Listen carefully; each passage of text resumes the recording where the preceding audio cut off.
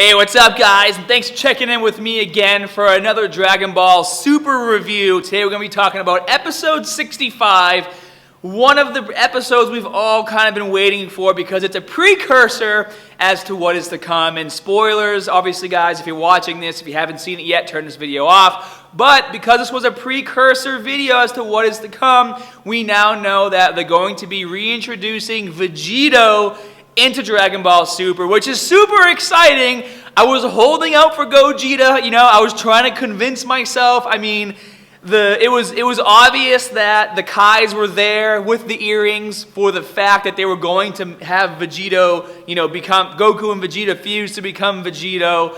The writing was on the wall, but I wanted to believe that they were messing with us and they were showing us the earrings and they were showing us the Kais to make us think Vegito was coming, but they were really going to bring out Gogeta. So I held on to it. I knew it probably wasn't gonna happen, but I was just keeping that positive energy flowing. But anyways, dude, obviously Vegito is a badass, and if we're looking for an action-packed fight where it's gonna be a non-stop, brutal beatdown, Vegito's the one to do it. We all know that Gogeta is still a bit more playful. He's more of Goku's, personality, where Vegito is more of Vegeta's personality. So it's going to make a really epic fight. I mean, Zamasu obviously is one of the strongest villains that we've ever seen in the series. He basically, when he merges, he gets a double halo, which, I don't know. I mean, I've been trying to think about this, like how strong Zamasu really is. Is he more powerful than Whis at this point? Because Whis is an angel with one halo, where now Zamasu is this supreme being with two halos. Like, I don't know, like maybe the more halos you have, the more powerful you are.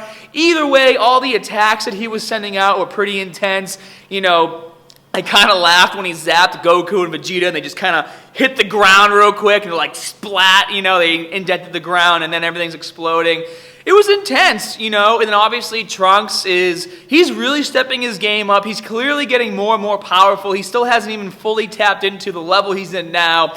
He gets down there, he sees, what's happening. He sees Goku and Vegeta getting their butts kicked, and then he whips up the Gallic gun again in honor of his dad. And for me, honestly, like, this episode was very emotional for me. I hate, not to sound too cheesy, but like, throughout the entire series and even in like the Broly movie, we have all these amazing scenes where Goku and Gohan are like doing an attack together and he's working with his son and they're all combining forces with the Kamehameha wave. And in this episode, we get to see Vegeta step in and just be this like amazing dad that we want him to be to Trunks. And we haven't even really seen this since the battle with Buu, where Vegeta kind of like karate chops Trunks' neck to knock him out and then sacrifices himself to save his son and to save his family. More so than the world or Goku. He doesn't give a shit about that. He did it to save his kid. And then to see Trunks whip out his dad's move, which arguably is one of the strongest moves,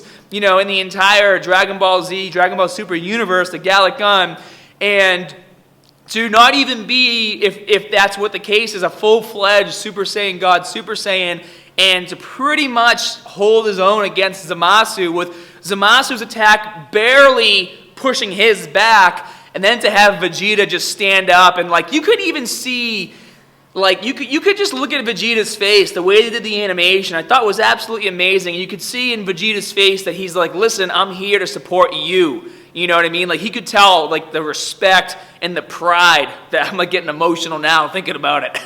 The respect and pride that Vegeta had for Trunks, and that's what makes this series so good, is it's about family, it's about values, and it's about doing what's right. Steps in, pops that Gallic gun, and was able to push back the attack on fused Zamasu, which, makes you wonder how powerful really is Zamasu that he can't even take out Trunks and Vegeta, let alone if it was a Vegeta and Goku combined attack. And so shortly after that happens, again, Zamasu's pissed and he goes to kill Trunks, and Vegeta, without even hesitating, jumps in front of the attack. And this is a guy who, when he's first introduced to the series, kills his own partner that he's known his whole life. He kills Nappa. Doesn't give a shit, and blocks the attack to save his son. So, like, Vegeta as a character, I just feel like more and more people, if you haven't already, are just kind of falling in love with him and what he stands for.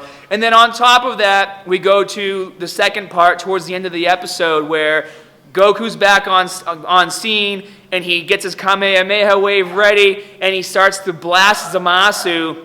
And it's almost immediate that they show. They obviously don't show what happens, but it looks like the Kamehameha wave is pushing Zamasu's wave back all by itself. And at this point, we thought Vegeta was stronger than Goku because he was training for 6 months in the hyperbolic time chamber, but with them getting their asses kicked so many times, you know, who's to know what's happened with their Zenkai boosts? Like, maybe Goku did get much stronger, but, you know, maybe, you know, Goku, you know, as much of an idiot as he is, you know, he, you know, like, for example, when Gohan was fighting Cell, like, he let his son take a massive beating just to show everyone how powerful he is. Maybe he kind of thought the same thing with Vegeta and Trunks, like took a step back to let them show just how powerful they are, because everyone always thinks, including the bad guys, that Vegeta's the appetizer and Goku's the real thing. So maybe he took a step back and he knew his power had increased, but then when he does his Kamehameha wave to Zamasu and he's pushing it back,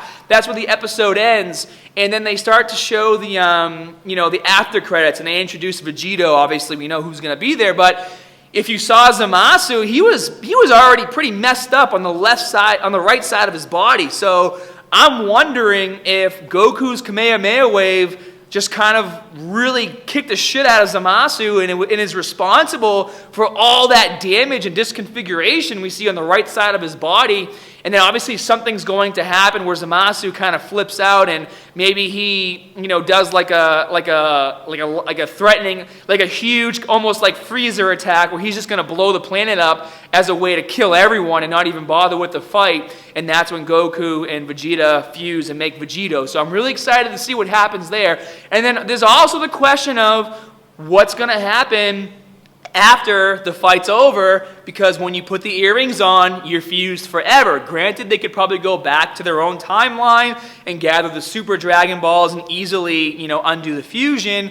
Or maybe the earrings are different. Maybe they're from a different universe. They have a different way they work. Maybe it's not forever. Maybe all you have to do is like some sort of ritual or take the earrings off and you're able to unfuse. So we don't know if the power of the earrings is exactly the same in other universes as it is in our universe, but we're definitely going to find out this Sunday, and I am so friggin' pumped for this episode. I can't wait. I know you guys can't wait too.